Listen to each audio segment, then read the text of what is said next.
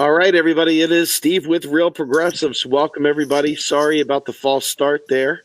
We were giving it the old try on OBS to test drive our Skype. Obviously, we had a few technical glitches, but here we are. And without further ado, rather than making you wait through a bunch of stuff, I'm just going to bring Ellis right on. Ellis, welcome, buddy. Hey, how you doing? Doing good, man. So that sucks. I was hoping we would be able to use the other platform. It's much more fun, but Well, we'll have to test it out at some point. yeah, Not live, though. I mean, we'll test it out and get a few test runs and whatnot. Can people still hear the echo? I don't believe we're hearing any echo. I'm very sure we're not hearing any echo. Okay. So, all right. So let's get back to it, man. Let's just start at the top because people aren't going to jump back and forth between recordings. Yeah. So you've been working on some stuff on a more global scale, including Australia and the UK. Mm-hmm. And we were talking a little bit about what the difference is between the United States and the rest of them. And the fact is that there's very little differences. It's ultimately changes in names and structure, but it's the exact same rules, same economic rules that apply regardless of where you're at. Yeah. So let's just get right back to it. You said you've been writing about Australia a lot lately. Mm-hmm. Take it from there, my friend. I've been doing some work for the Australian case. Basically, it's not for public consumption at this time. A lot of behind-the-scenes stuff. I mean, if I could turn the camera around and you could see my editor here, my word processor, it's just got like 28,000 words alone right now running about something in Australia. And I'm also focusing on the UK because I believe that these nations have been neglected. I believe you've heard me say this. It was last year that I was thinking about moving most of my focus towards the United Kingdom and Australia. I've been wanting to do this for some time. During the elections, back a while back in the UK, I was urging people that now was the time to, show some brotherly love here and do an invasion of the UK, and let's hammer MMT home there because it's a desperate situation. Time is perfectly right for it. It's something we should have done. Activists should have flooded it, but it didn't occur. And the focus has been mainly US-centric. And I've devoted 8 years of my teaching just to US, mainly US. And now that the United States has, I guess, it's the momentum here, the snowball effect that I kept telling you about. Remember that? We just got to reach a critical mass. Okay, well, you've got Larry Summers, and you've got all these asshats and Krugman and everybody jumping out of the woodwork screaming that MMT is crazy stuff, and so we've reached that critical mass and it's getting ready to gain momentum. Well, now that, the message, the narrative, the outreach is well in hand, I thought now would be a perfect time for me to shift my focus to nations that have been neglected. And, we did a show last year about this where I talked at some length about how the US is invading other nations and deliberately wrecking the social welfare structure and the network, the safety net structure. Look at the United Kingdom, for instance. The NHS was the hallmark of correct government action towards healthcare. Now look at it. It's becoming a US-style junk pile, all right? This is deliberate, okay? This is deliberate dismantling of the social safety net, okay? And so the US is infecting Australia and the United Kingdom and destroying these nations and making people's lives, untenable. For the longest time, the focus has been US, US, US, because the US is just the greatest nation on the face of the earth. Well, that's not a good enough excuse for me. These are human beings, just like people in the US. These are our brothers and sisters, and they deserve equal treatment and equal concern. And so I felt that my work, now that it's well in hand, you've got Stephanie Kelton leading the charge here in the US. Okay. No one I felt would kind of miss me if I sort of slipped out the back door and headed off to the United Kingdom and Australia to try and, make an impact there, you see, and hope that some people would follow me in, because it's a desperate situation around the world for people. Neoliberalism is a global problem. Okay, it's a global epidemic. It doesn't just, well, it's just the US. No, it's global, right? And it's going to take an international progressive movement that's unified to counter it. It's just that simple. You can no longer consider, well, over here, when we're talking about currency, okay, nationalism's okay, all right? You can talk about Australia over here, and you've got the United Kingdom, and you've got the US and stuff. But when you're talking about fighting neoliberalism, there can be no Australia, there cannot be any United Kingdom, there cannot be any Greece, there cannot be any France, there cannot be a US, there cannot be Canada or Japan. There can only be citizens of the world. So the way I see it is that you are an activist and you understand the basic tenets of MMT and what that implies. The lives of people in Greece are your responsibility now. Because you know that what's happening to them doesn't have to happen. It's evil. It's pure evil. And you have a right, you have a duty as a human being to step forward and say no more. And if these people cannot defend themselves, then you have an obligation to defend them, right? So I'm not a citizen of the United States. I'm a citizen of whatever country. And that's the attitude that we should take as far as progressives in the political spectrum, in the political arena, excuse me. We shouldn't consider ourselves Australians or Americans or, British, Scottish. We should consider ourselves citizens of the world, and everybody's lives are our concern. Wherever neoliberalism is, it needs to be attacked and destroyed.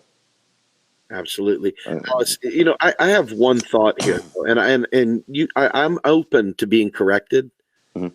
but I feel pretty strongly about this, so I'm willing to have a discussion. Sure. I feel like there are many, many MMTers that have been so used to being ignored that the slightest bit of attention feels like victory at this point. And I've been around this long enough as an activist to know what it looked like back when it was a small room of people just chit-chatting to where it is today. Yeah. Now, I'm not an expert. I don't claim to be one. But I do know enough to know about the way the pulse of a nation works. I've been doing this kind of thing for a very, very long time. And I think that people have been so used to being completely shut out that, like, if a girl says their name, they think she's in love with them. That's where I think MMT is right now. I believe that a lot of MMTers have been so used to being completely kicked to the curb.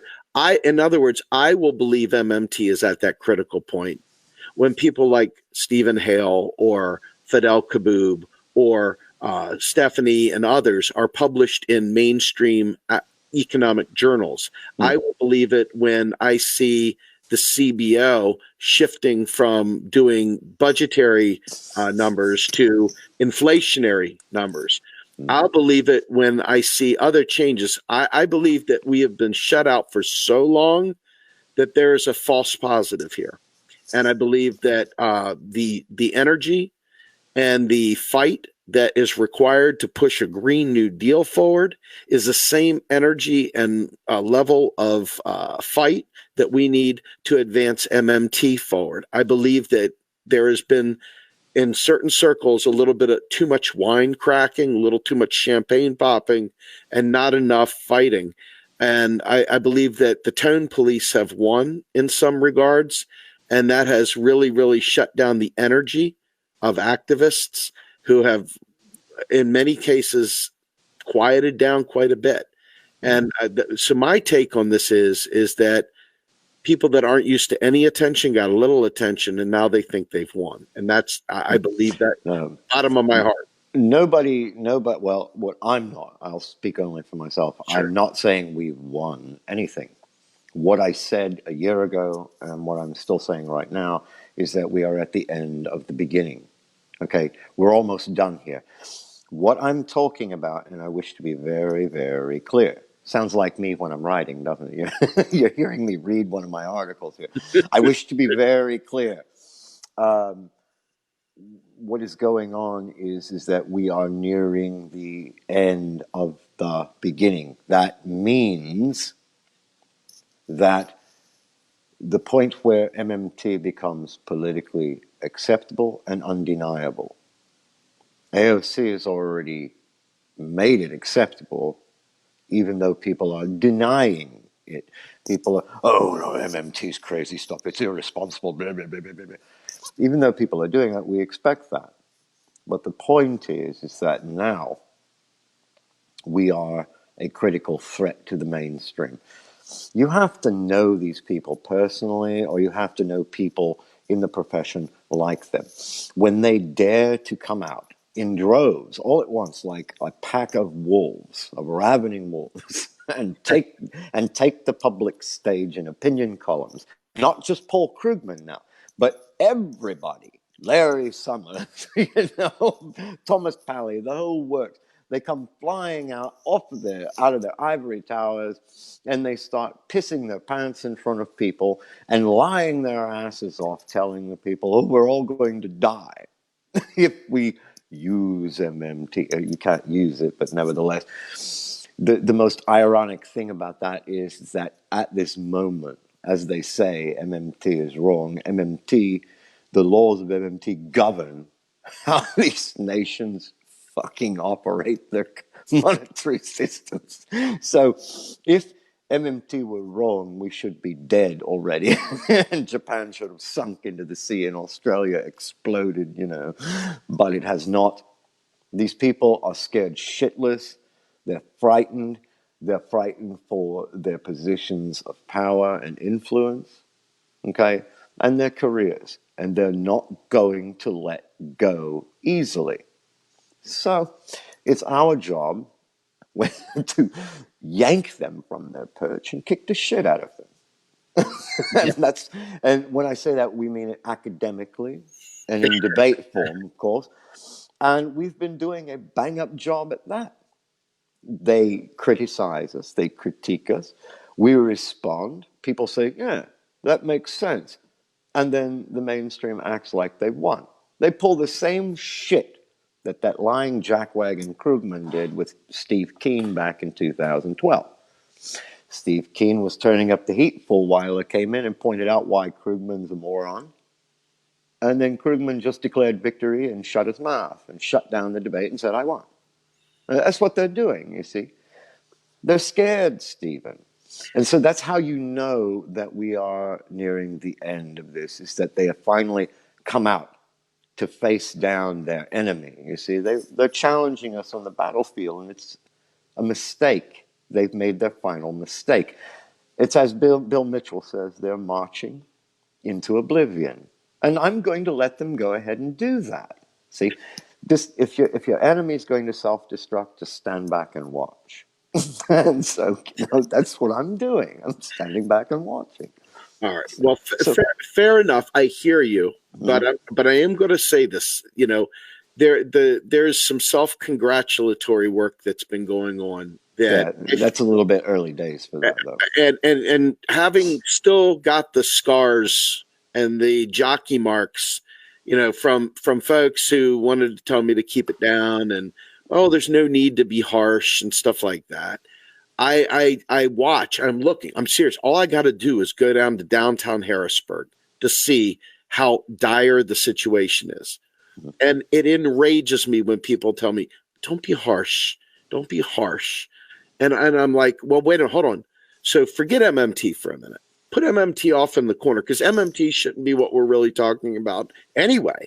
MMT is just macroeconomics. We should be talking about what we want, what we need, and MMT should just be assumed, but we're not there yet. But I see these people, and we went through a winter, and these people were homeless, and they were frozen. And now we're going into a summer. People don't have houses. People don't have food. There's no job guarantee. There is a debt bubble about to burst from stock buybacks in companies. There's a debt bubble about to burst with student loans. And I still see people thinking, well, I had to pay my student loans. Why shouldn't I'm telling you right now, we have maybe won a war that, okay, so the US can issue its own currency or something like that. But I'm not seeing the level of understanding, because the energy that it takes to do that, there is a certain crew of people that have tried to dumb down and quell the energy and the enthusiasm and try to be a gatekeeper for how that energy is done. They try and pick and choose which voices are allowed to flourish and which ones are allowed to rise to the top. And what's happening is that they've actually taken some energy out, and they're putting it back into that glass case that they polish off nice and neat. And what I'm worried about here, watching the real people suffer, not people that can afford a $300 a night hotel room in New York City, but the people that can't afford to get a freaking hotel motel, flea bag motel, the $55 motel. They can't afford any of that right now. And I don't see the kind of changes. I see a lot of wheel spinning. And until the energy and that anger and that rage that goes towards watching that happen, I don't, to me, if I have to forget them to be able to be an MMT activist an okay MMT activist, one of the preferred members club, okay? If I have to be, colloquial and sweet about the suffering, it's not worth it. I'll just go for the suffering. And anybody that tries to quell that, I'll make them part of the problem. I'll point to them and say they're the one trying to shut down people, pointing out the pain and suffering. Mm-hmm. Because far too much of this is going on. Ellis, I'm not going to get personal here, but I can tell you from my own personal experience, even with tons of help from the outside world, folks helping me through my unemployment, I'm watching my own situation, even with help, deteriorate, even employed. And I'm watching other people who are in just as bad a situation, who are running as fast as they can, and they're getting older and fatter like me, and they can't run as fast, and the axe is coming closer and closer and closer. And there's people out there in better situations telling them, you should be gentle, you should be kind, don't be harsh. And I'm telling you right now, that is the most disrespectful thing a person could say to someone who's hurting that is even possible. And that is where we're at. I think we're cracking the wine and the champagne way too early. Mm-hmm. Yeah, you could say that it's far too early days for a celebration. It's inappropriate at this stage to be behaving as though we have a job guarantee signed into law. I mean, if that were to have occurred, you'd find me somewhere in New York City, face down, drunk in a gutter. I mean, but I'm not. Therefore, that's how you'll know. If you don't watch television and you don't keep up with the news, that's how you'll know that a job guarantee has been signed into law, because someone would have found me face down, drunk in a gutter in New York City. But be that as it may, the fact is that it's way too early to celebrate victory. I mean, we can be overjoyed that MMT has been pushed into mainstream conversation now, and that's fine. We're going to achieve the momentum from that, all right, in the U.S.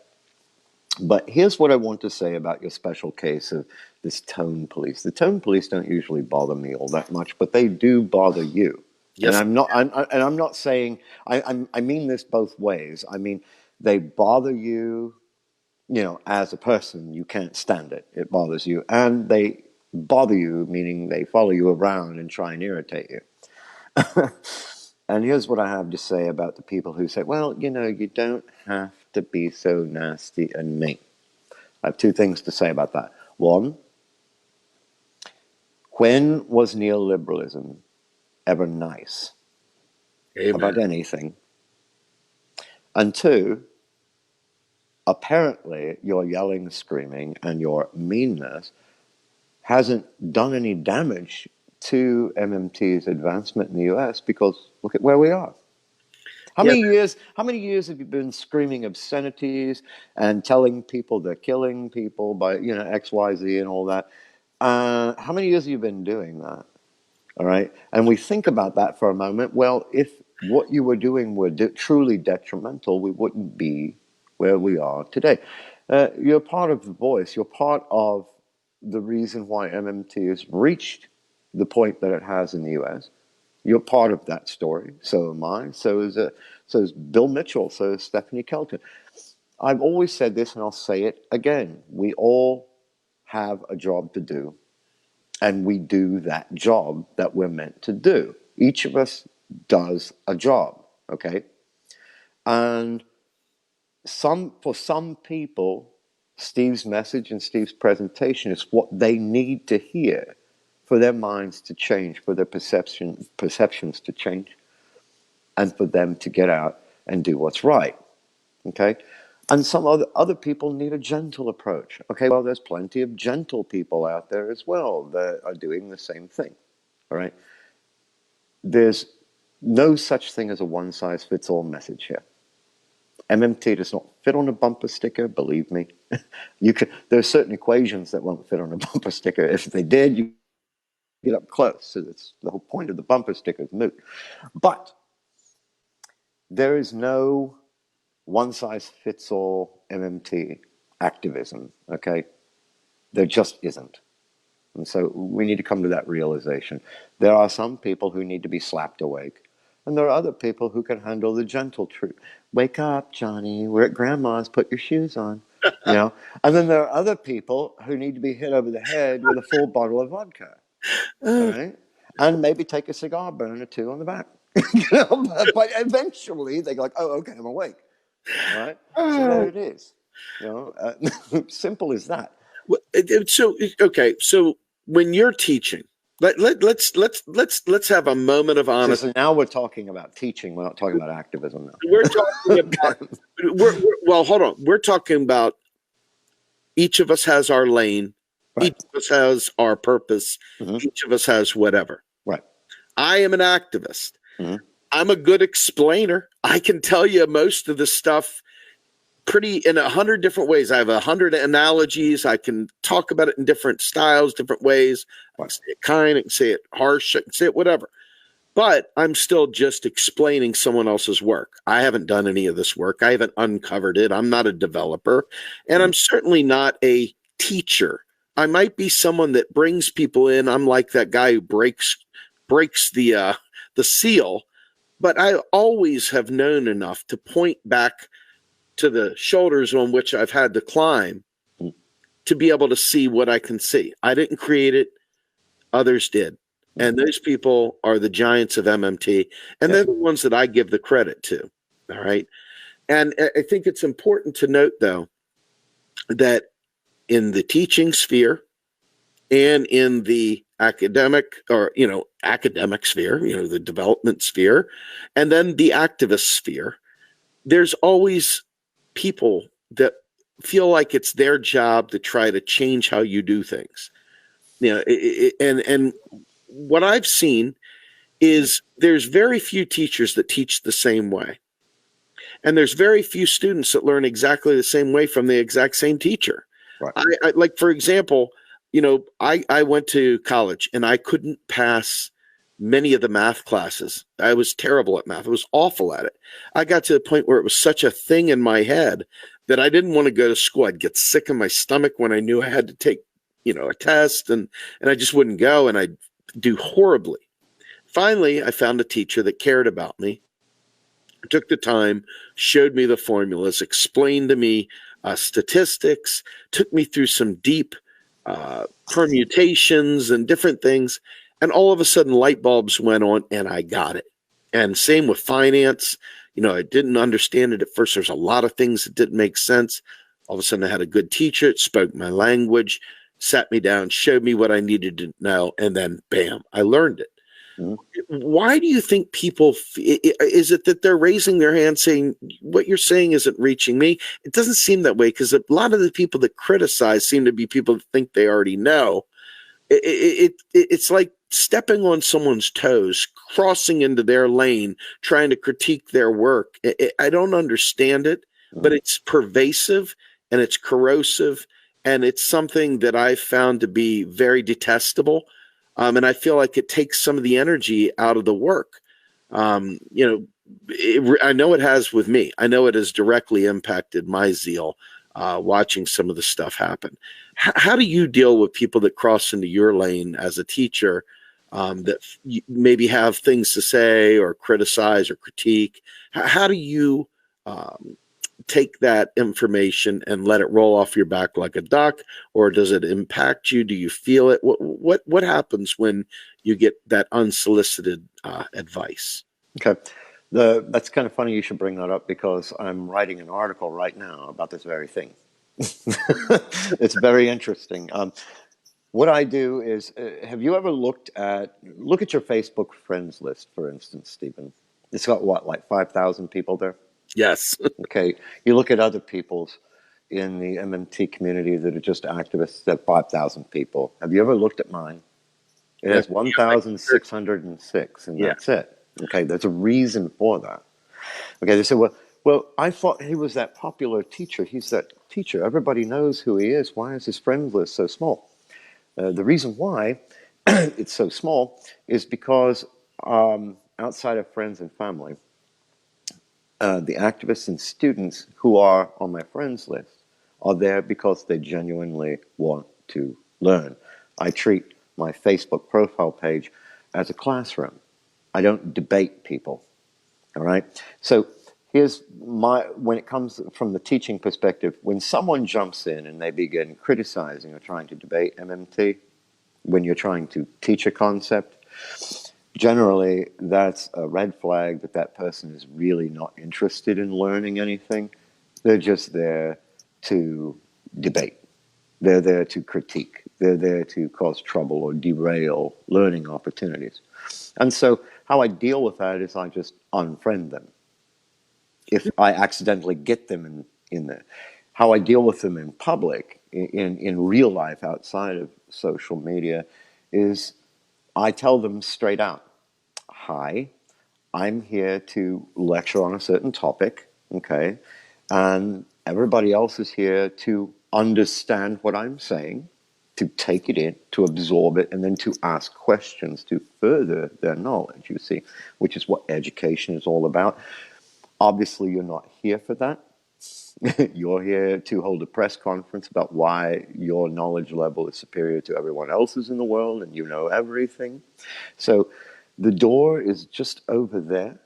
Proceed through it and turn either right or left. I just don't give a fuck. But don't come back in here. Okay, that's for the real aggressive ones.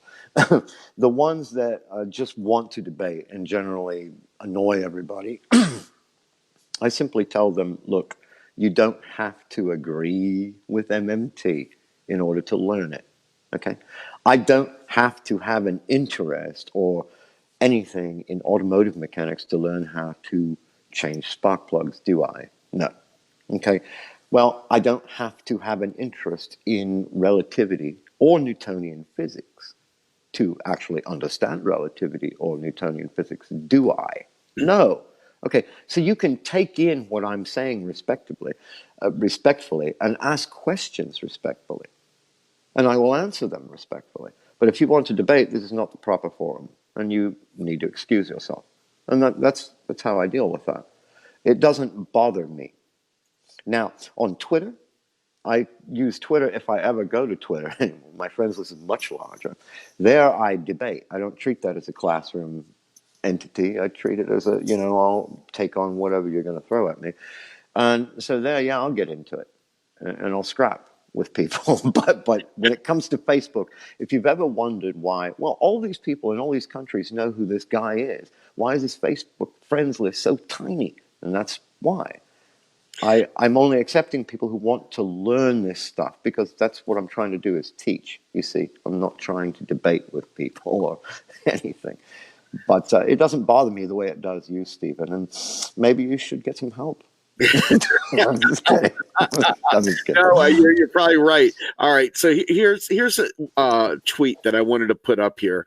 Yeah. This is Mirsa Baradan, and she says, "Announcement: Is this thing on?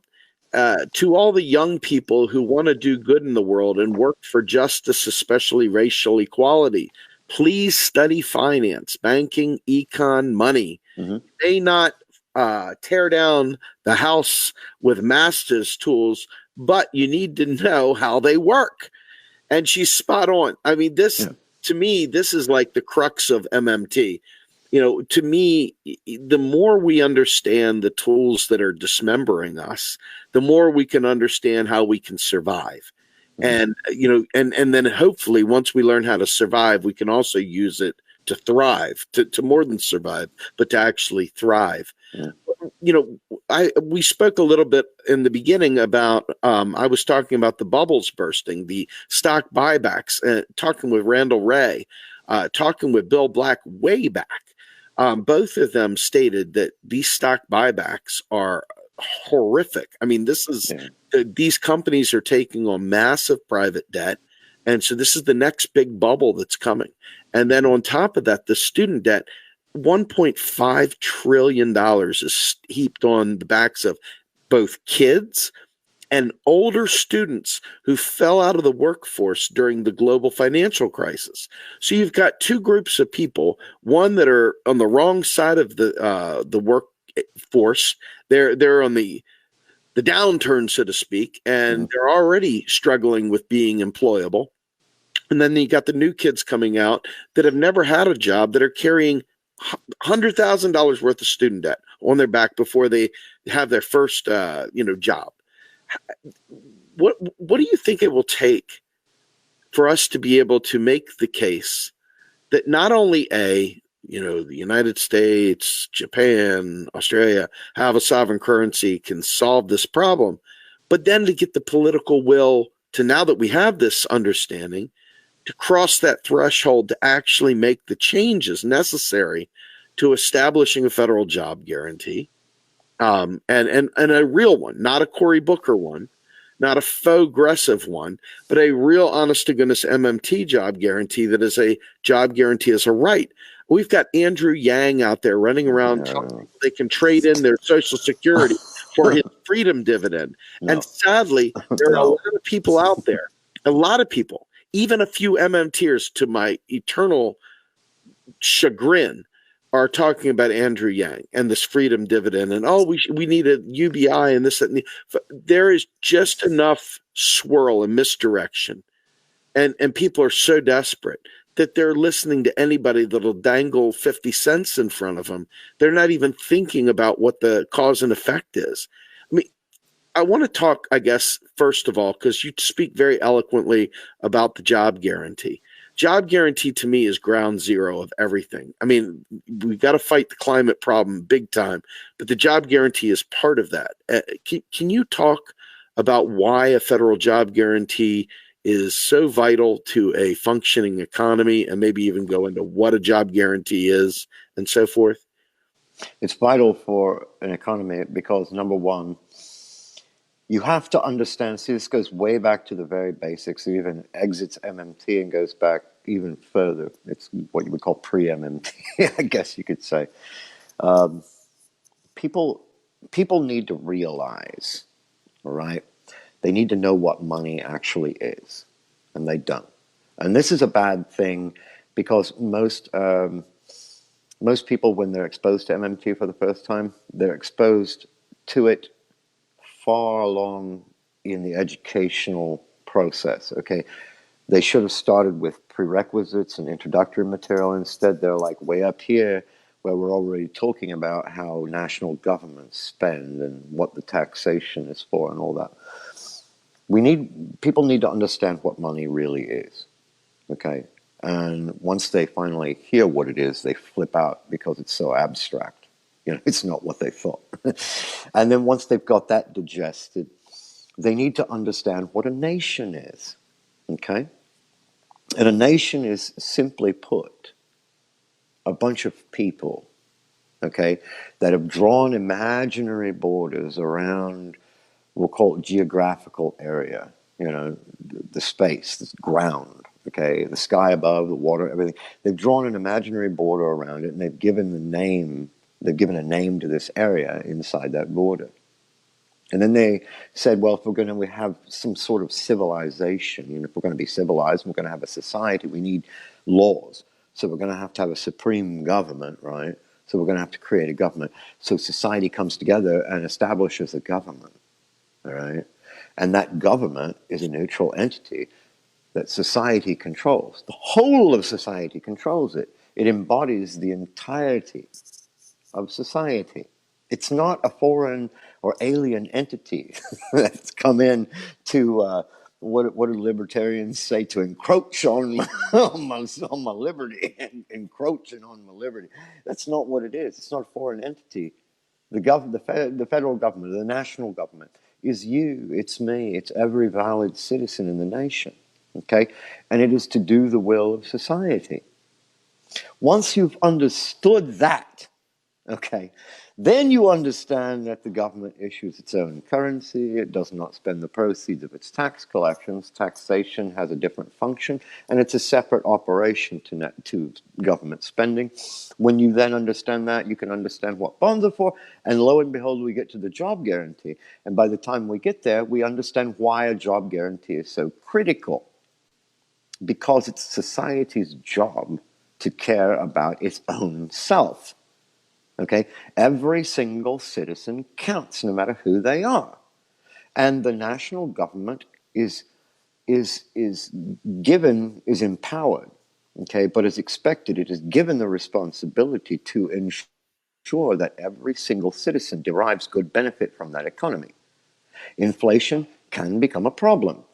Okay, so the job guarantee comes into play. It's a price anchor. You can have full employment with price stability, okay? It's a necessary component to society. Without it, society is lost. It's in the clutches of the fucking business leader. Now the Koleski is coming out of me. You see, it's a society. The business leader has society by the balls, and it's pulling. All right, or excuse me, the business leader has society by the balls and is pulling really hard. And as long as that job guarantee is not there, these corporations, these billionaires, the rich, they're just going to run roughshod over society, and society will lay down and take it. The job guarantee eliminates this problem. It eliminates this Phillips curve bullshit that says, well, there's a trade-off between unemployment and inflation. You're going to get these bottlenecks in sectors. Yeah, I know. Yes, that will happen. Yeah. So when it happens, we're all going to die. You can't get to full employment because inflation will eat us alive before that.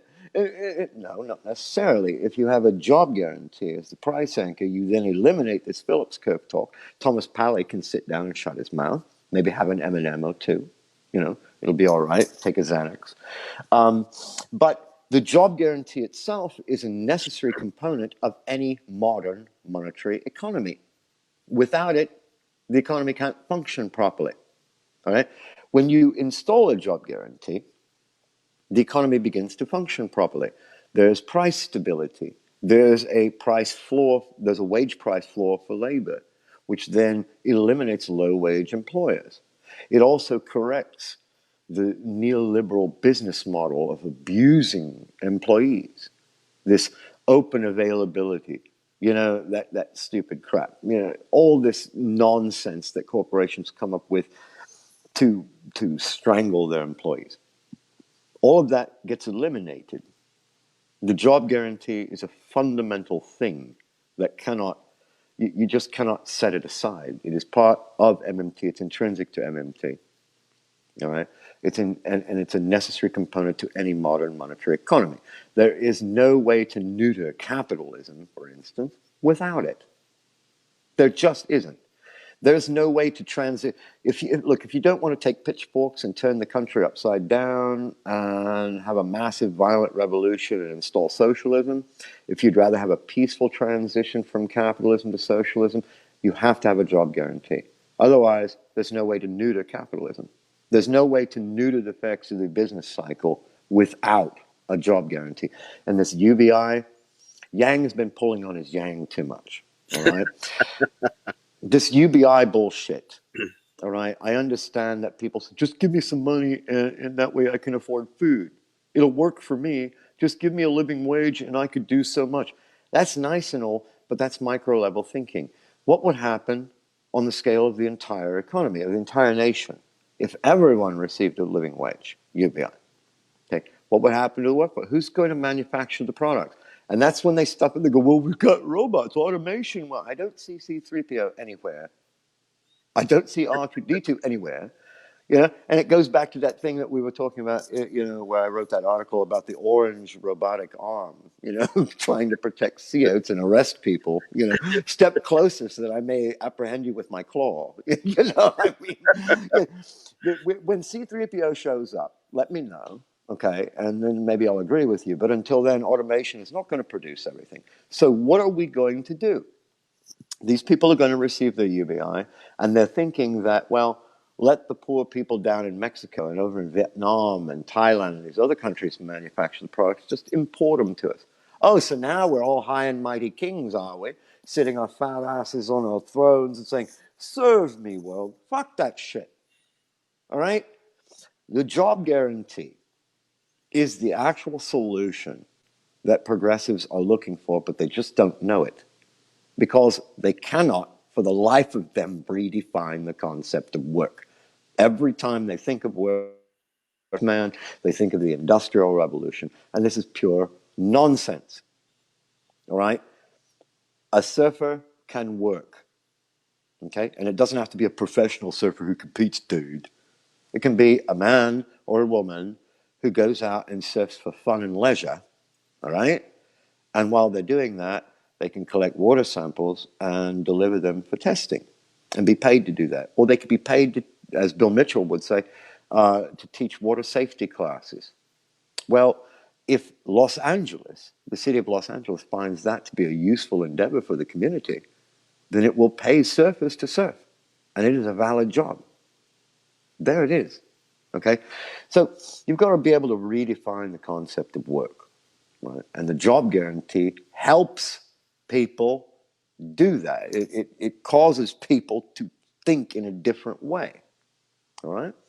So the job guarantee itself is vital because without it, you can't neuter capitalism. You can't protect people from the ill effects of unemployment. You need price stability. This threat of inflation has to stop because it's all bullshit. All right? The job guarantee handles inflation.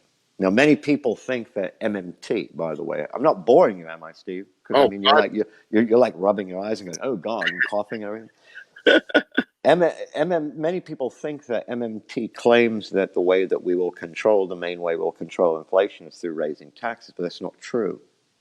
We will control it mainly through the job guarantee. It is. It is the inflation anchor against inflation. All right.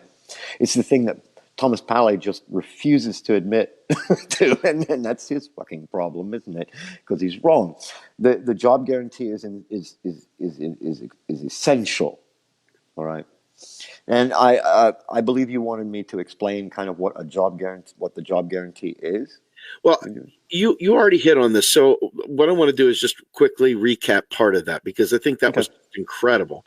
So bottom line is that without a job guarantee in a modern money economy, capitalism still runs rampant. There is no antidote for it. But by having the federal job guarantee in place, having an imagination that allows us to reinvent what work is, to meet the public purpose in the local communities, instead of this whole thing of working for the man. If it isn't profitable, it ain't work. We're redefining work. We're redefining what it means for work. So the people that say, well, there won't be any work because of automation, literally have missed the plot. They've completely missed the plot. Yeah. They're thinking from in terms of the private sector knows best. The private sector is a real entity. It's a living entity with a penis and balls, and it walks around, and you can see it walking around. And then the government sector is an entity all the time. And then you get these crazy fucking people that talk as though they say, well, the government can't do anything right, and the private sector knows best. It's like people who work for the government are like public sector man. In the private sector, you have private sector man, and private sector man is highly evolved, and public sector man is a backwards, low IQ thing, knuckle dragger, and it's some they split apart on the evolutionary scale, and only these knuckle draggers work for the government. The truth of the matter is, it goes back to what I was saying. Pre-MMT knowledge that is required before you can even understand any of this stuff is that there is no such thing as a private sector. There is no such thing as a private sector. People, the private sector is just a category that we create on our own, in our own minds, to separate the activities of the government and non-government entities. That's it. The government is society. Are you going to say that in the private sector, that the CEO of a certain company in the US is not an American citizen? Are you going to tell me that a guy who works at Walmart in the maintenance or as a cashier is not a valid US citizen? Yes, they're both valid US citizens. They both work in the private sector too. Now, are you going to tell me that AOC is not a valid US citizen? Are you going to tell me that Barack Obama is not a valid US? Of course, but they work in the government sector. There is no such thing, government sector, private sector. It's not a real thing. There's just the people of the United States, the people of the United Kingdom. That's all it is. Okay? Society is both the private sector and the government sector combined. All right? And it's society that is the concern of government. And it is personal, individual interests that are the concern of private entities, as they call it. But the problem is that the government creates the private sector. It directs it because society is telling itself what to do. I don't know why people have such a hard time grasping this concept. Society is every single American citizen combined. American citizens work for the government and they work in the private sector too. But the government is the authority. Society puts representatives from society in government. The government's job is to regulate private activity, to create laws and oversee, to protect the whole, to protect the nation. And the problem that we have with neoliberalism is we're being trained to think the individual is sovereign. There is no such thing as society. And that's bullshit. Because if the individual was sovereign, you cannot have a nation of 340 million individuals all doing what they want to do. Why is the government there?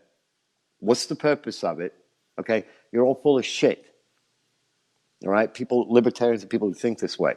There is a society, it's called a nation, and there's no such thing as a private sector. Therefore, the private sector cannot know best. Okay? Because here you're saying certain parts of society know best, and the other parts of society that work for the federal government, they don't know best. So what they're basically saying is anyone who works for the government is a backwards ass fuckhead who has an IQ of 7, and anyone who works in the private sector is a genius.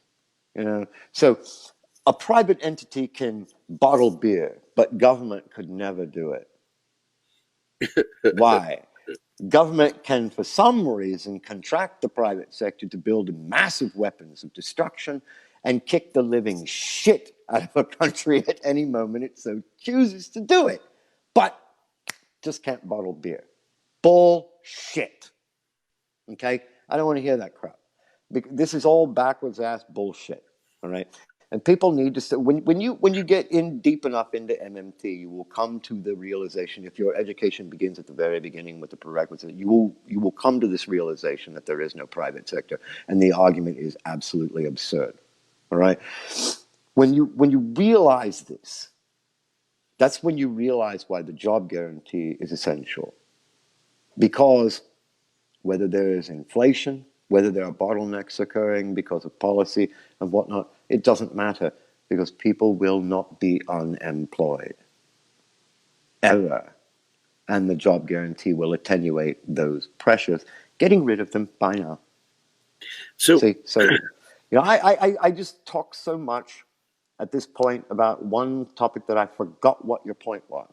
no, you did such a good job. It's not, but it does bring me to the next piece here, right? Mm-hmm. So you've written about having a basic income tied with your job guarantee, a small basic income Yeah, for people, whatever, right? yeah. And we've talked before many times about the idea of Social Security is already a basic income, and Yep. it's just a law. And like any law, it can be rechanged, it can be reconfigured, it can be changed to address whatever we want it to address. Yep. And so the idea is we already have a basic income in this country, and it's called Social Security. Whether they think they've paid into it or not is irrelevant. Yep. Basic income. And there's no reason that the amount that they've paid in has to be the amount of the award. They could, because we could get rid of FICA and give them cost of living increase and make Social Security actually be more than what it is today without any effort at all. I mean, political effort, sure, but not in terms of computing effort. I bet you the whole change in the system probably take a few developers, maybe 6 months of coding, and we're good, if that. So my question to you is this. Earlier today, I heard Mike from the Humanist Report, and I heard him talking with Andrew Yang, and he was having this conversation back and forth. And Mike is a friend of the show. Joy frequently has shows with him. I think Savage Joy will be on with Mike Figueredo tomorrow evening. But Mike's very open to the UBI, as many of these talking heads are, like Lee Camp, who Joy will also have on her show. But many of these people are very much open to the UBI, and they think Social Security is running out, just like the right wing does. They think Social Security is going to become insolvent. I'm not joking. These are people have 500,000 followers, and many times listened to over and over again, and they're out there repeating the same stuff that the mainstream television that we tell everybody to turn off. They're saying the same exact things. They're sitting there saying that Social Security is going to go bankrupt in 2038 and all this stuff. They don't realize that the trust fund is nothing more than a spreadsheet. Just track, yep, you put this much, yep. But the dollars are all the exact same way. It's still government spending, no matter how you slice it. Every single thing, exact same way. And how do we get people like that? These are people that have a lot of influence over people that could really make a big difference. But yet they still say these entirely incorrect things, and they say them with such conviction. The audience listens to them, laps it up. People are afraid to push back because they want to keep the friendships alive and well. But in reality, they're completely missing the plot there as well. Well, talk about Social Security as a basic income, and also this concept of it being insolvent. And let's just destroy this thing real quickly, man. I mean, for real. Let me start with the last point first. Steve, I want you to go ahead and get yourself a piece of paper, and I want you to write coffee fund on the top of it, okay? And what I want you to do is I want you to write, say, like the number 1,000 on there, okay? And basically the way it works is I want you to take $1,000 out of your bank account, move it to savings so that you have it there, okay? Now, each time that you buy a coffee at Starbucks, write the price down and subtract it from that 1,000, okay? And keep going until that piece of paper reads 0, all right? I don't want you to write the number 1,000 again, all right? That, all right? So there's not going to be taking money and putting it into savings and all that, all right? It's just when you've bought $1,000 worth of coffee, let it reach 0. Now, I want you to go out to Starbucks one more time and buy another coffee. Now it's negative $4. Gotta write that down, negative $4. Go buy another coffee. Now it's negative, God, it's $8. And we keep going, we'll get to negative $1,000. Is your coffee fund insolvent? Absolutely not. Fuck not. You're still buying fucking coffee. So how's it working then? Okay, well, that's the Social Security Trust Fund in a nutshell. It's a record of all dollars that have been destroyed that are collected in payroll taxes for FICA. The government's destroyed it, and then they've recorded that number on a spreadsheet. And then some politicians said, okay, well, that's a rather large number, and that's nice, but we're going to create a rule that says you can only dole out benefits equal to the amount that's on that spreadsheet. Okay, well, you don't hear anybody fucking around with that when it comes to military spending, do you? Oh, hell no. You never run out of money for that. When's the military going to become insolvent? we haven't heard about that. Has anybody heard someone stand up and say, "Oh, we've got to worry because the military is going to become insolvent by 2032"? No, you've never heard that, have you? Have you ever once heard? No. We've got to worry about the CBO because the CBO is going to become insolvent in 2032. Have you ever heard anyone say, we've got to worry about the IRS, it's going to become insolvent in the year 2030? No, you haven't heard that. But when it comes to Social Security, we've got to worry about Social Security. It's going to become insolvent in 2032.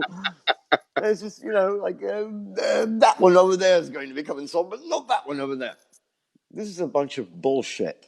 Okay, and I just explained simply with the coffee fund thing. All right, the government, if the Social Security Trust Fund dips down into negative numbers, let's say it goes to negative 100,000, it does not mean at all, that Social Security is broke, insolvent, and we're all going to die. All it simply means is that the government successfully transferred $100,000 worth of benefits to beneficiaries who are owed it. Nothing else. Nothing else. Nothing. It means nothing else. Okay. So now back to the moving backwards, further backwards now to your first question. You wanted to talk about how a basic income is like Social Security. Social Security is a basic income, albeit one that is exemplary of why a UBI will not work in this country, because politicians fuck with it. Okay, as you can see, people are paying into the system. Okay, well then how come they're not getting their money back? How come politicians are always making cuts? Well, fuck you. You see, if there's a trust fund there and people supposedly have paid into that trust fund, then why are politicians so interested in cutting things? You're not taxing people. You're not going out and taxing people to pay. So what's the problem? It's because it's all bullshit. That's not how Social Security works at all. People pay into it and then they destroy that. And then they believe that they're owed something, so they'll defend the program from destruction by politicians. And for the last 90 years, it's been pretty successful, hasn't it? Okay? But it's still a basic income. And we'll note that it's a basic income that only certain people can get when they reach a certain age, or maybe they become disabled and they have SSDI, you have disability and whatnot. The basic income that we were talking about years ago that we wanted to attach to a job guarantee does not in any way eliminate Social Security. It doesn't replace Social Security. It doesn't replace welfare, SNAP, TANF, unemployment insurance. What the basic income, in this case, that would be attached to the job guarantee is it's there for people who cannot work because they're physically unable to, or those who just refuse to work. The point, though, being is that the basic income payment will be very much less generous than what the job guarantee wage would be. But you have to keep in mind that basic income payment would be in addition to Social Security or disability and SNAP and other programs that we have. We would strengthen Social Security, we would strengthen SNAP and all that. Okay, so that's the type that we were proposing to couple with the job guarantee. It's not a basic income that everyone gets. It's only for people who cannot work or who refuse to work. And no, people making $1 million a year from just investing in Vanguard, they they are considered the people who refuse to work. Okay, this is for, rich people wouldn't get that. The universal basic income is different than a basic income in that it's universal. Everyone gets it. Okay, and it's silly. And so basically, Social Security, back to the original question, operates as a basic income guarantee. But it's not a very strong basic income. It doesn't allow retirees to retire with dignity when they should be retired with dignity. It does not allow them to enjoy their golden years, which they deserve. Because they're human beings, goddammit. Okay? They're citizens of the nation. Therefore, they deserve respect. They've worked, they've done, they've lived their young lives, they've made it to retirement. Respect them, treat them with dignity. Okay? We don't do that. Right? So, it's not exactly an ideal basic income. Social Security is not. And so we proposed to add a basic income package to the JG, make it a big package deal there. It will be less generous, but then again, if you're getting $900 a month from Social Security and you're getting, say, $1,000 a month basic income, there's the $2,000 there. Okay, for the retirees that are 55 and older, we would increase and connect it to inflation. So you'd get regular increases. There aren't these pathetic little things. They would be guaranteed to increase. Okay. Am I answering your question, Steve? You're doing great. As a matter of fact, I think that the insolvency part of this is really the big thing, right? Is that what you wanted me to talk about? Was the insolvency? You did it. You nailed it. No, I'm not done. I can go on for a long time. Yes, you can. Well, I think that's important, though, because, the idea that something so important could be so bastardized, like even the VA. You think about our returning vets, and these are basic things that people wring their hands over. Oh my God, the VA is insolvent; it can't run, or the Medicaid is insolvent; it can't run. This is insolvent; it can't run, and they say it. That's a goddamn political choice. Exactly. It is a political choice to treat veterans without dignity, in a very undignified manner. Okay? Here's the thing. The reason why the VA isn't working well is because politicians keep screwing with it. They keep messing with it. They keep defunding it. They keep, cutting, and just ignoring it and neglecting it. That's why. It's not because it just can't be done. What we need is private insurance too. No, you see, there's plenty of money for the active duty soldiers. They never go without. If they need medical care, it's fast, efficient, snappy, right? They're given their clothing, they're given all the things that they need to do the job and succeed. But once they come back from theater of operations, or once they, their term of duty is up and they didn't go to war, it doesn't matter whether they did or didn't. The moment their term of duty is up, they say, I won't re-enlist. All of a sudden, they become trash. All of a sudden, they're lazy moochers who need to pull themselves up by their bootstraps. So what I'm telling you is that socialism is good enough for the active duty part of their existence, but once they become veterans, well, capitalism will take care of your needs. Bullshit. It's undignified. And the reason why the VA doesn't work very well is because we have decided that it is society's will to treat our veterans like shit. That's right. That's the only thing. That's it. It's not a question of money, Steve. These people need to understand this. It's not a question of money. You can afford the active duty people. Why can't you afford the veterans? Okay, the answer is you can, financially. Are the real resources there necessary to take care of these veterans? Do we have enough doctors and nurses to look after and all this equipment? We certainly do. Okay? So, the fact is that the U.S. government, when we're talking about the U.S. now, the U.S. government generates the money every time it funds something that has to do with veterans. It doesn't tax people and then spend their money. It doesn't borrow from China and spend that money. It creates the money on the fly by typing a number of keys on a keyboard, which we call crediting a bank account with an I. All right, and that's how it spends. So it's political will. There's a reason why you see veterans sleeping on park benches and in cardboard boxes. And it's the reason why you see veterans not being adequately cared for by the VA. It's the reason why you see veterans treated with indignity, because we choose to give them the finger and spit on them.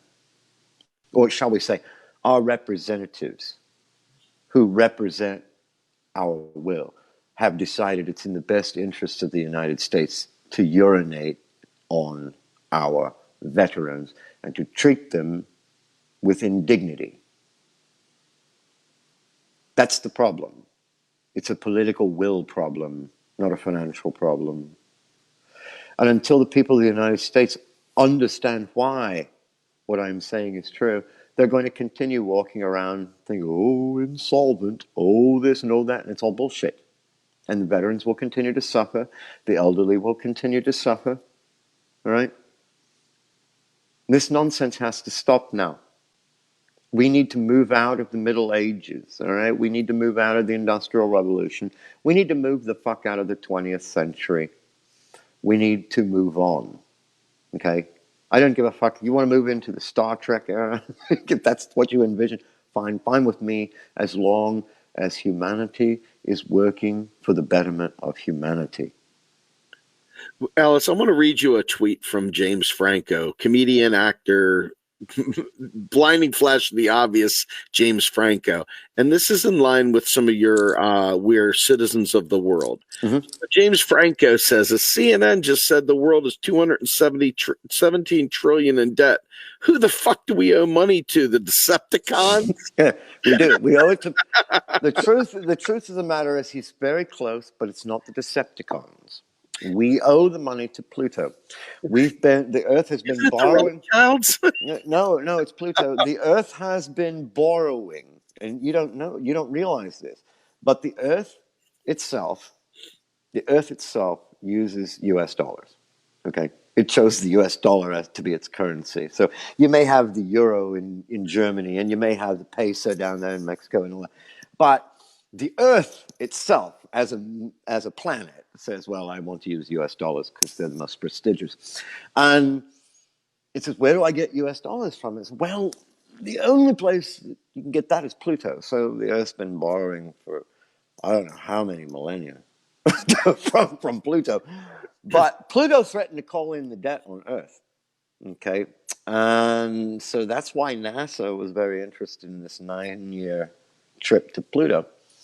And it dropped off a couple of, interest payments there to Pluto. The little probe, it dropped it. You didn't get to see that part, though. They kept that secret because it's a secret government operation. But they dropped the interest payments, and it landed there on the surface. And when it did, Pluto drew a little heart on it. You remember the little heart on the surface of Pluto, the big heart? When they say, oh, look, there's a heart. It's Pluto telling the probe, everything's cool. I'll lend you some more money now. So we love you, and Pluto loves us. But we're still 217 trillion US dollars in debt. Or is it Australian dollars? Or is it Canadian dollars? Someone make up the mind. Who is measuring the world's private debt level in the currency of issue? What is the currency of issue that we're talking? Are we talking about US dollars? Is that Canadian dollars? Are they just estimating it in US dollars? How about euros? 217 trillion dollars is equal to how many euros? Let's say it in euros. Or how about Japanese yen? Well, that'd be a big number. Okay, that'd be a really big number. Who the fuck do we owe it to? We're all going to die. Who gives a fuck? Who really gives a fucking rat's ass? 272 trillion debt, we're all going to die. Like, where did this 217 trillion? I thought money was a very scarce commodity, precious commodity. There's a lot of it to be scarce and precious. 217 trillion. The whole fucking Earth uses US dollars or Australian dollars, Canadian dollars. I don't know what the fuck it is. All right, but they're claiming that that debt level is equal to this. Okay, the question then becomes, if the entire globe, every single human being totaled together, every corporation, every government, or what have you, owes this much money in terms of US dollars, who lent it to everyone on the face of the earth? It doesn't make fucking sense. Okay, so yeah, there must be 200, now follow me here, please. There must be $217 trillion worth of assets somewhere to offset the $217 trillion debt. So if you take the assets and you subtract that from the debt, you get what? Zero. That's because that's what money is. It's just a number. Take 1, 2, 3. That's what money is. Money Shane is Flanagan for the win. Look at that plutocrats. Oh, there you go. Yeah. And but seriously, why doesn't I would like for CNN to how many assets the world has, in terms of those dollars as well. I want to see if it equals 217 trillion. I just want to see it. They don't talk about it, do they? They just want to talk about the debt. They just want to talk about the debt.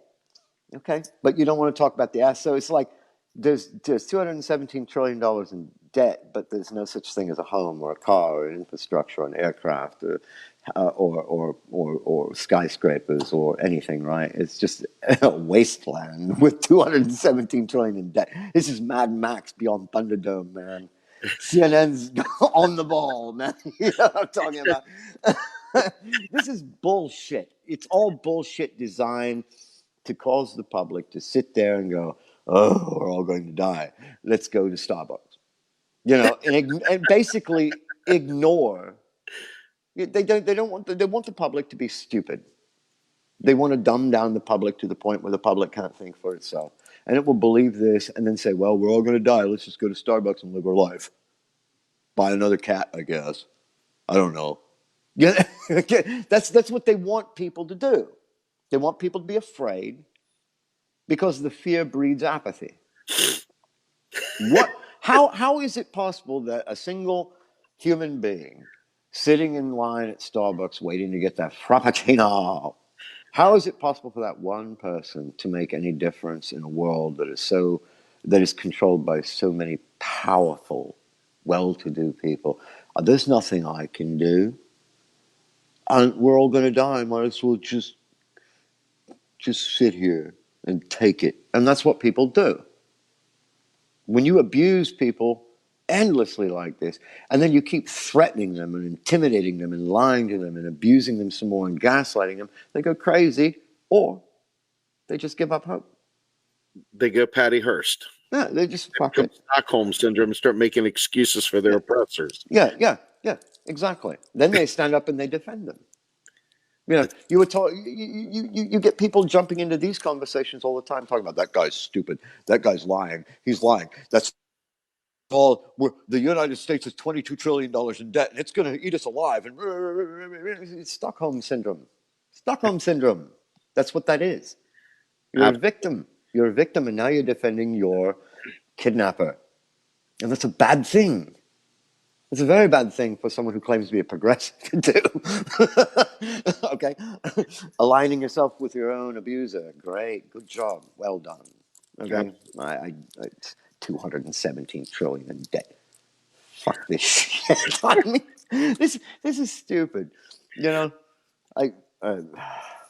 Well, so let me bring up one big. Well, I have two big things I want to touch on before we close off.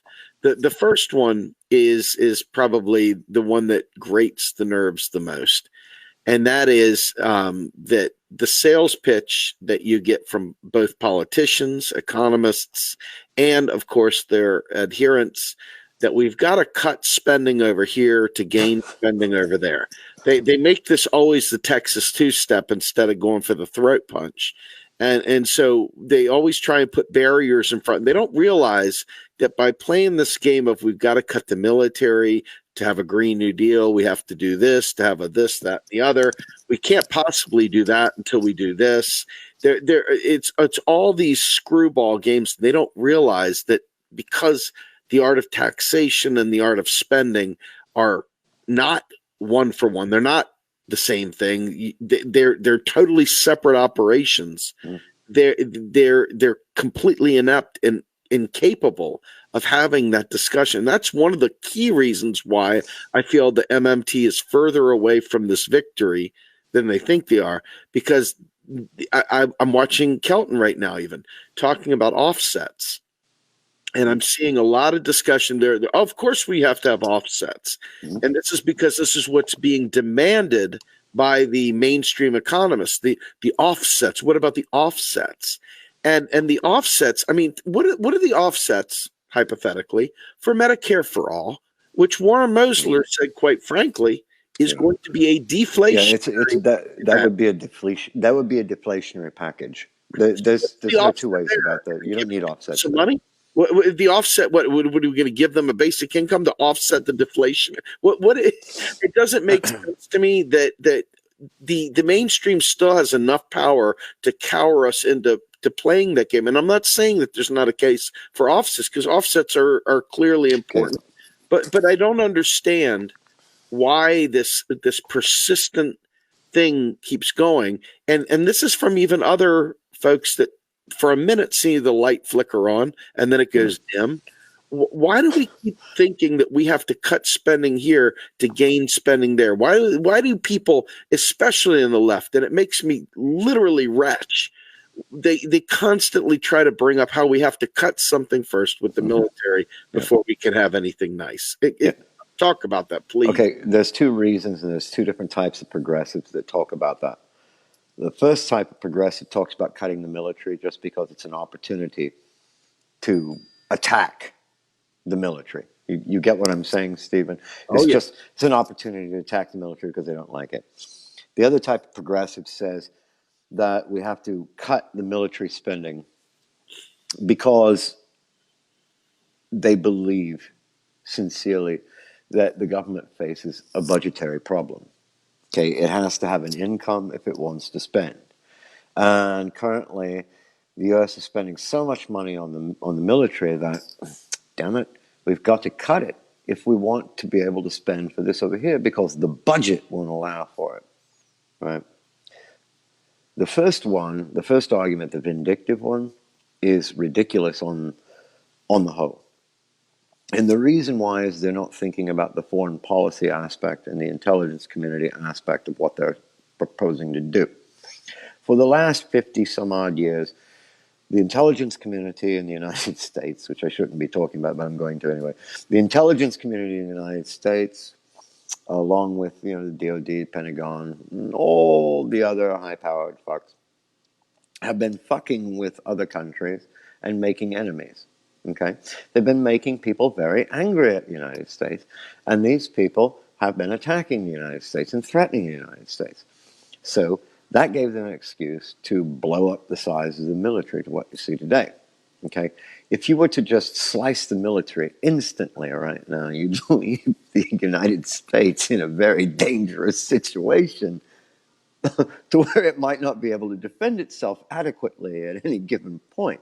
So basically, you have to have a standoff, and then you have to have, okay, everybody lay down the weapons, and we have to start making friends with people again and apologizing for the last 50 years of asshattery. And in the meantime, you've got to leave your military built up to a certain point, just in case something bad happens and someone doesn't accept the apology, and they don't want to be friends, okay? So you're going to have to slowly reduce the size of the military. But the reason why we're doing that is not because we're broke. We're doing it because it's the only sane, sensible thing to do.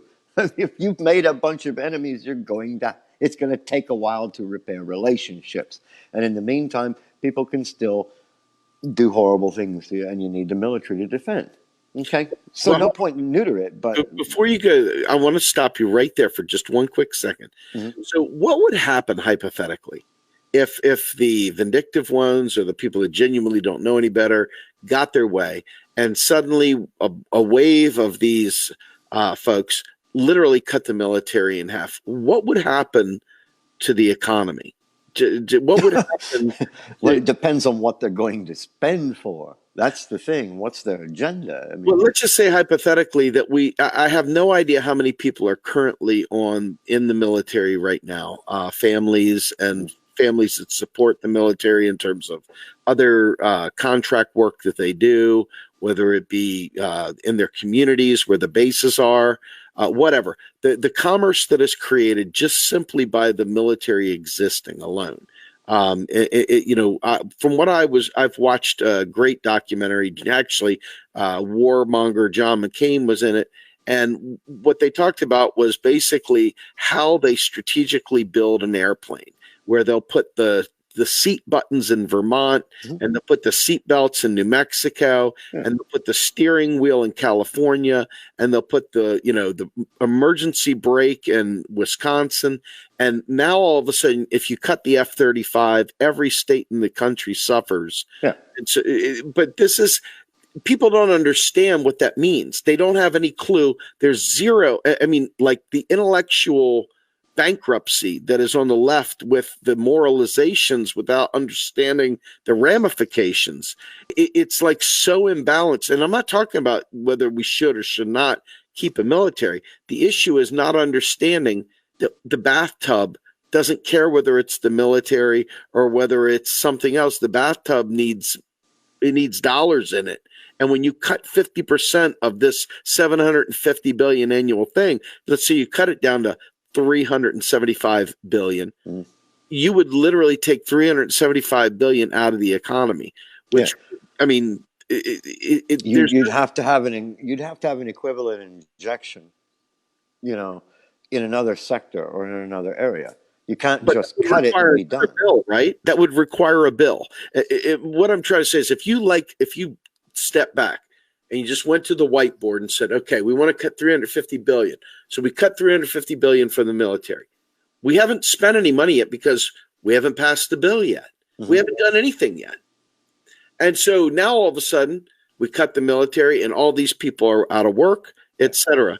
And it's not just military people. It's the little grocer on the corner down at the Fort Detrick or Fort whatever. It doesn't have to be Fort anything. It could just be Walmart. Bingo. Yeah, it could be Walmart too. Yes. Because people shop at Walmart. People in the military buy things at Walmart.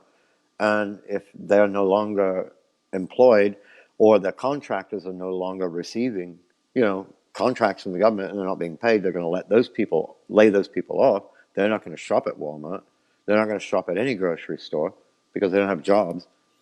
So mass unemployment is going to occur. Now, what typically happens to unemployed people, especially in a country like us that doesn't have a job guarantee, doesn't have health care, doesn't have anything? I mean, we are the dumbest wealthy country in the world. I mean, it is unfathomable that we can't get a hold of this. I understand the Stockholm syndrome. I do. I came from it myself, so I know what it feels like to have that blinding flash moment. Okay. But the flip side is that there's a lot of willful ignorance out there. People love their lies. They're comfortable in their ignorance, and they don't want to know it, and they don't want to change. And yet they're going to willingly march us into a deeper recession. I think we're doomed anyway. I think we've got one coming that I don't think is fixable in advance. I think there's just too many things that have gone on in terms of the financialization of business debt and that student loan debt, that unless somebody does something dramatic with a jubilee or something else, I think these bubbles are going to hit and they're going to rock us harder than the last one did. And so, yeah, let's cut the military in half while we're at it, right? Why not just freaking blow the whole planet up? I mean, to me, I keep thinking about what would a peacetime military look like. We need a mobilization for a Green New Deal. Well, you have to ask yourself, what is peace? There you go. What is peace? What is peace? And right now, there isn't. And it's, a lot of it's the U.S.'s fault. Okay? You may have one or two cases of crazy people and whatnot. But the point is that we have to undo literally undo over 50 years of foreign policy. And we have to go in a different direction. And making friends again and apologizing and becoming friends with former enemies takes more time than it does to bomb them to Jesus. You see what I'm getting at? Oh, yeah. It's going to take a while for these people to trust our intentions and our motives again. And so in the meantime, if you want to know what a peacetime military looks like, I can't really give you an answer to that, because who the hell knows what peace looks like? I mean, I understand what you're saying is, well, if we had all the nations were, friendly now and we were like kind of like Switzerland, what would our military look like? Well, it would basically be much smaller, but the technology would be much more advanced than what it is. And it would basically defend our borders by staying at home, unless unless it was deployed overseas to help another nation build an infrastructure or do this or do that. It was just a friendly gesture. But beyond that, it would be a rather small thing, but a very solid, dangerous machine. But it would be very small. It would be small, but it would pack a huge punch. But what it would actually look like, I have no idea. I really do not know, because for some reason we just we think it's more fun to make enemies to justify spending money on military contractors. And then when we send our soldiers out to fight and die in foreign lands, they can open up new markets for McDonald's and various global corporations. And you think I'm joking, but I'm No, not. it's neoliberalism at its finest. That's Okay. what So, neoliberalism is. The military has been misused for 40 years, all right? And our foreign policy is just ridiculous. And we need to get that under control. And we need to go in a completely different direction. But until we start doing that, there's really no way to say what a peacetime military would look like. What I can say is that if we went and hacked the military budget in half instantaneously tomorrow, you would unleash mass unemployment on the United States if you did not. So let's say you cut 500 billion from the military budget tomorrow. You'd have to have an equivalent injection of 500 billion somewhere else in the economy. You can't just cut it and say, "Oh, we're done." you can't do that, because you'd unleash horrific mass unemployment. It would just keep going and going and going. So you'd have to have a plan. Well, what do you want to do? But you see, the problem there, Stephen, is the current mainstream mindset would lead people to believe that they're taking the money from the military and they're spending it elsewhere. You see? Exactly. And there's the problem. That's not occurring at all. When you cut the military budget, when you cut it, you're just erasing a number. You're hitting the delete key, and you're deleting that. You're not allocating. Congress is no longer authorizing 700 billion. Now it's only authorizing 500 billion. That's it. A deficit is a flow. A flow comes, then it goes, and once it's gone forever. So when Congress says we authorize 700 billion in military spending, that 700 billion will be spent. And once it's spent, it's done and over with. When the next budget comes around, they say, well, we'll do 500 billion. 500 billion is good. Okay? When they say that, they type a number in the budget, we'll call it 500 billion. They type that. They authorize Treasury to spend only 500 billion. So it can only keystroke 500 billion now. Okay? That's a cut. That's how you cut it. It's not like for some reason I get this idea that some progressives have this idea that when Congress cuts the military budget, what would happen is a fleet of armored vehicles would leave the IRS warehouses, these warehouses controlled by the IRS, and they would drive to the Pentagon. Okay? And they would back up at the receiving doors at the Pentagon, and the Pentagon would be bringing out huge crates filled with paper dollar bills and coins and throwing them in the armored cars because the budget's been cut.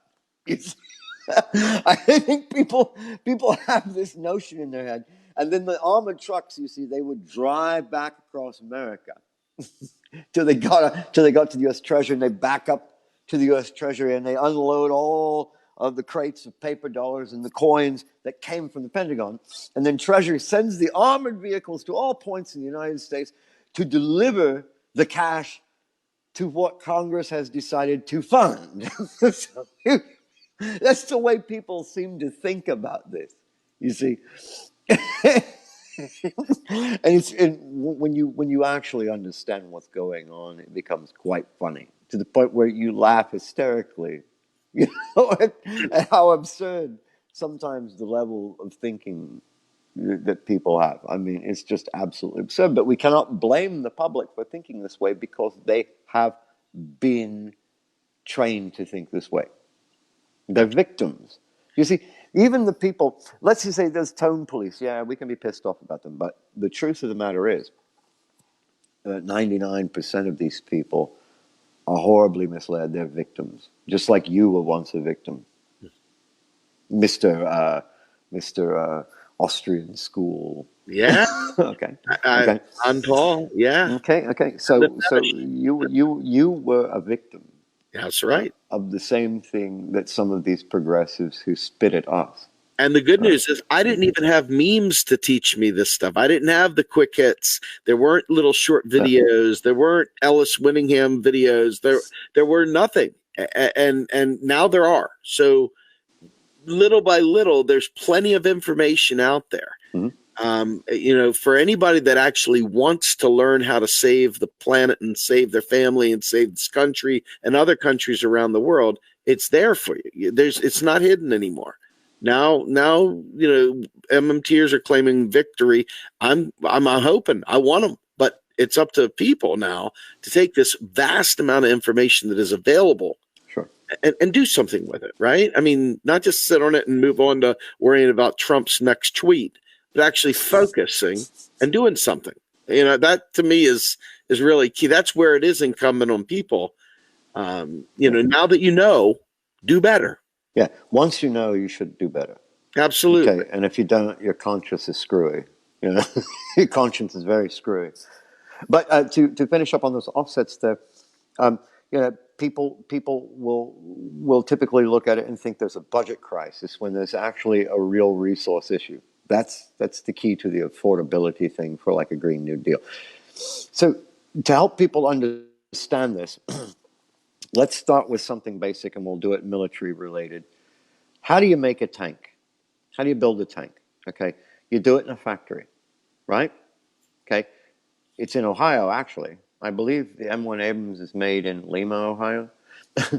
Anyway, you have this factory, okay?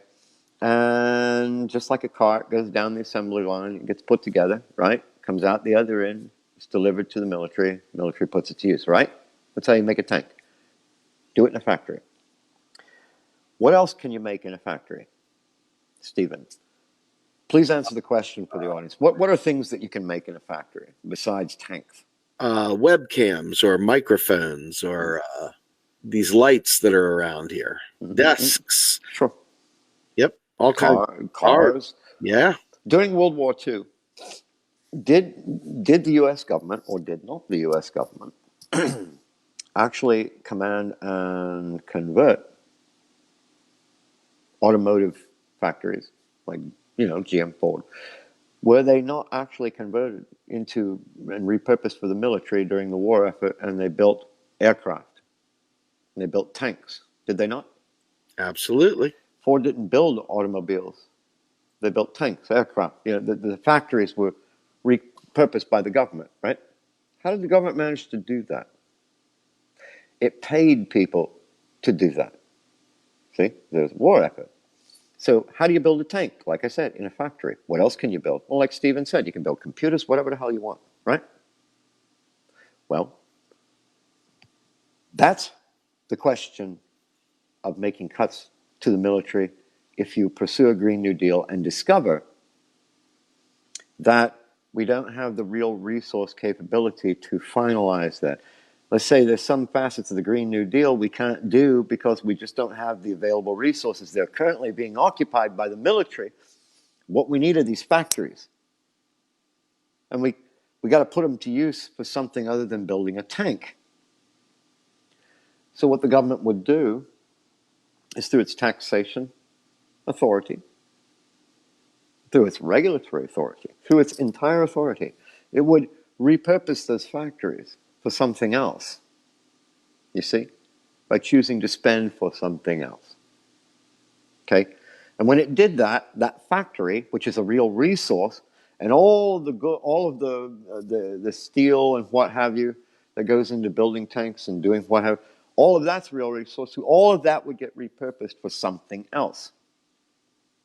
That would then allow the US government to keystroke money into existence to activate those resources rather than leaving them idle, or rather using them to build tanks. That's what we're talking about. That's the problem with the Green New Deal. It's not money, it's a question of resources. If the resources are not there to complete the deal, the US government is going to have to find the resources, not the money. It's going to have to find the real resources. So when you hear people say, how are you going to pay for it? What they really should be asking is, instead of saying, where are you going to find the money to pay for that? They should be saying, where are you going to find the resources, the real resources, so that the government can buy them? Okay? You could be looking at the immigrants that we kicked out of the country and saying, hey! Well, there goes your labor supply. Guys, come back over. There goes your labor supply. Help. Good job. Good Help. job. You know, you got an aging population in the United States suddenly growing. Okay, the labor force is shrinking down somewhat, you know. And then there's also, you know, you've got all these, you know, all of these ideas, these grand ideas to reshape society with a Green New Deal. You're going to need a little bit more labor, but kick the Mexicans out. That's a good idea. Kick all the immigrants out. Get out. Yeah, make the labor supply even smaller. That's a perfect idea. Great, brilliant. All right, that's the whole thing. That's the whole thing with the Green New Deal, is the real resources. If they're not there, the government can't spend. All right? So what the government would have to do is it would have to cut something so that the government could not get the money, but it could take the factory or take the resources. You understand? And repurpose those. Absolutely. So, redeploy them, I guess is what you could say. So, you know, we've got Bernie Sanders, you know, running 2.0 here again, and he's the closest thing we've got to a champion in a political space of MMT. Him and Alexandria Ocasio-Cortez, and Ro Khanna has flirts with that line quite frequently as well. But the kinds of things that we're talking about here, they come up constantly. This is pretty much a constant battle. You can see it on Twitter, the concerns about offsets. You can see it in terms of the debates. Yeah. I understand, but the people don't know how to answer this question, because when Bernie Sanders comes out and says that we're going to pay for it by doing X, Y, and Z, if you look, you have to take a moment to think. You can't just go by the words. He's always offering up a Pigovian tax. Yeah. It's always a Pigovian tax. Yeah. And it's always intended to deter some behavior that we wanted to change anyway. Yeah. But it's using that thing that we were going to tax anyway to try and stop that behavior and say, we're going to pay for it with that. And then when you do that, you realize, wait a minute, hold on, there's a huge gap. What's the delta there? And it's like, he has to say he's going to pay for it somehow, because there's too many knuckleheads out there that still want to know how you're going to pay for it. Yep. Now, we wish he could be out there bold and saying, well, we're just going to friggin' keystroke the shit right into existence, damn it. But that's not going to happen. So we have to accept the fact that this term offsets, which is what Kelton is talking about a lot now, is really, every time Bernie says we're going to pay for it, it's offsets. We're offset. We're doing some different thing. And it's usually typically borrowing another concept of a tax we wanted to do to stop a behavior, which might be a carbon tax, right? We want to stop, you know, whatever, or to downplay carbon use. So we're going to go ahead and shrink emissions by taxing it. Yeah. Whatever. I mean, the idea is they're not paying for shit. It's just simply an offset. This is a way of taking money out of the economy, if you will, or in this particular case, deterring a behavior and selling it as paying for something with it. Yeah, that's a major problem. It's going to be a problem for a while.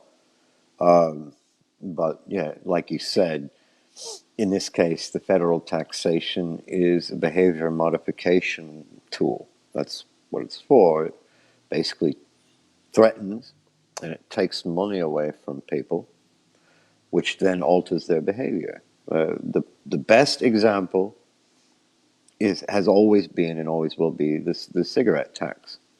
That's what it is. It's the same thing as the Wall Street tax. We're going to tax Wall Street and pay for it. Okay. Well, they said we're going to tax cigarettes, and that's going to inject money into Medicare, and and pay for that, and pay for this and pay for that, and healthcare related things. No, it's not. What it's going to do is it's going to reduce the burden. The deficit. No, it's going to reduce the burden. It's going to reduce the burden on the healthcare system because people will not be getting lung cancer from smoking. They won't be getting COPD and they won't be getting emphysema. So doctors will be able to see patients for other reasons rather than self-inflicted damage. You see what I'm saying? So it reduces the burden on the healthcare system. That's the purpose of the taxation. You go in, you tax cigarettes to the moon. People say, I can no longer afford this. I refuse to pay the tax. And the idea then is that more and more people quit smoking because they refuse to pay the tax on the cigarettes. Guess what happens?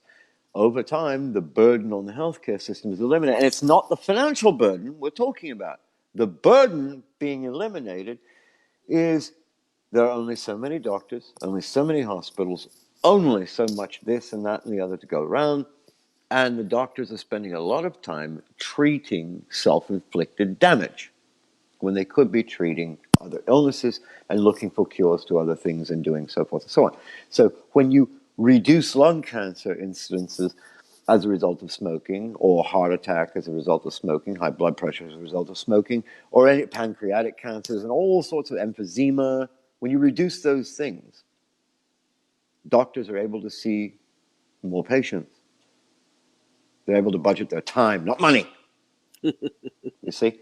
And that's what basically Bernie Sanders is saying. We're going to pay for it by making people avoid buying stock.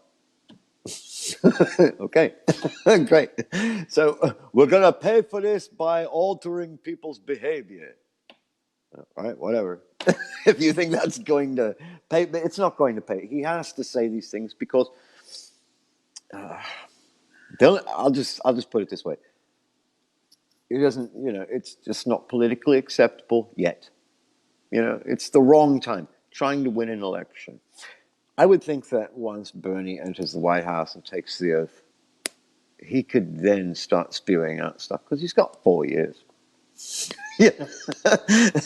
Or at least 2, before the midterms. So he'd start spewing out some things and saying things. Okay. But I'm sure AOC will be up there and she'll continue saying things, and other people are going to continue saying things. It's only a matter of time before it becomes politically acceptable. And when it does, the ball will drop, the guillotine will drop, people will be in the streets, and they will demand. And that will be the end of it. Well, fingers crossed. Ellis, I want to thank you very much, man. We're at that witching hour, and we have to. Witching hour. Well, we're already into tomorrow. We're in Good Friday. Oh, that's good. Good Friday. Good. It's very good. Good. I guess it's better than Black Friday, right? Anyway, I wanted to let you finish this off here because everyone misses you. You're the most beloved figure within this movement. Where do you get that? Because one of the all right, listen seriously. All right, one of the most important things that you're going to hear from me. You may not believe anything else I say, but I do know you believe me. So that's where this is good. The people I talk to have begged me constantly, please bring Ellis back. Please bring Ellis back. And I'm like, we want Ellis back. We love Ellis. Ellis is always RP, no matter what. No matter whether he's on vacay, temporarily retired, moved to other pursuits momentarily, whatever. Ellis is always RP. There is no escaping that in our world, and that's the truth. And you'll always be that vital to us. And I want you to be aware of how much you mean to me in particular. I've learned a lot of things over the years. I've had the opportunity to talk with every MMTer just about that I know of, and I've had the opportunity to interview all of them. But you, I've been able to work with at a much deeper level. I understand things that are not in the textbooks, that are not even in the writings.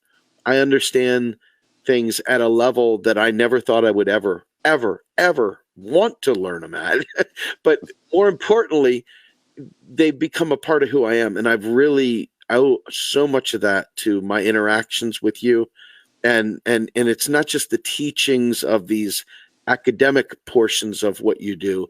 It's the underlying how this ties into your life and how your view can change and how you can see the world. And I want you to know I owe so much of everything that has changed in my life, everything that matters, the good things, the things I want to fight for.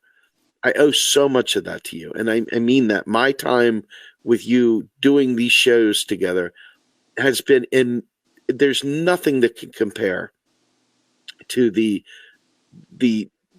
rich, like, take away my health, take away everything, but don't take away my mind, because the things that I've learned are so valuable to me. And I owe so much of that to you, Ellis, and so many others feel the exact same way.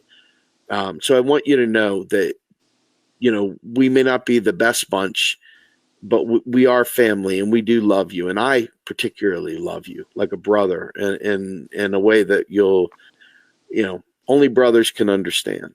And so I want you to know that from the bottom of my heart, you are incredibly important and special.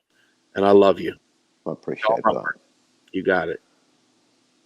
So it's hard to end on that note, but I'm going to let you say goodbye, and we're going to have to find a way to do this again soon, because, again, you're loved. Well, that sort of does put me on the spot. I was like embarrassed. It's funny. I'm not embarrassed to go out and do what I do and say what I say, but then with things like this, it's like So like if some girl were to ask me on a date, which is the reverse of the way it should be, I would be like, I'd like, I have a shy side of me, and this is that one thing. I'm humble, so then these things catch me off guard, and I begin talking like a moron.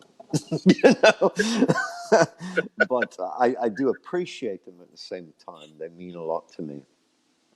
And again, at the same time, I fail to understand why people would think that, because there are the presenters, educators out there that I just view as superior, and but I do appreciate the comments. They mean a lot to me, especially at this time in my life.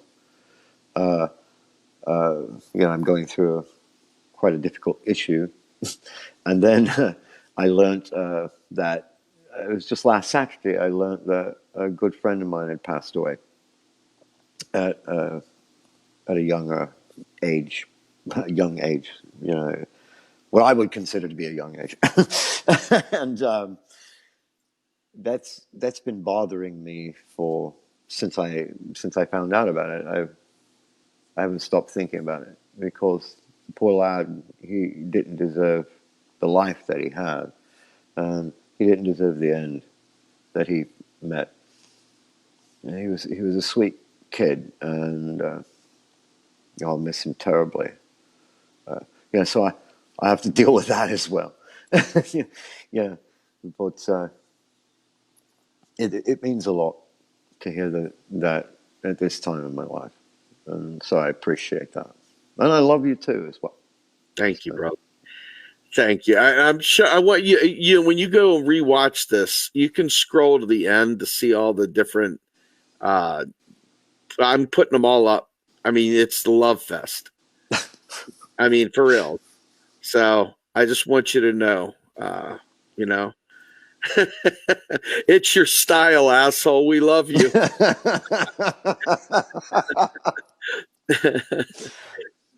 So anyway, all right. Ellis is an accessible man. He loves us all, and I love him, and we all love each other. And so, with that, my friend, let's do this again soon. And Okay. I'll talk to you, buddy. All right, man. Thank you very much. All right, everybody, we're going to let you get back to sleep. Have a good night. We'll talk to you later. All right. Good night, Ellis. Night.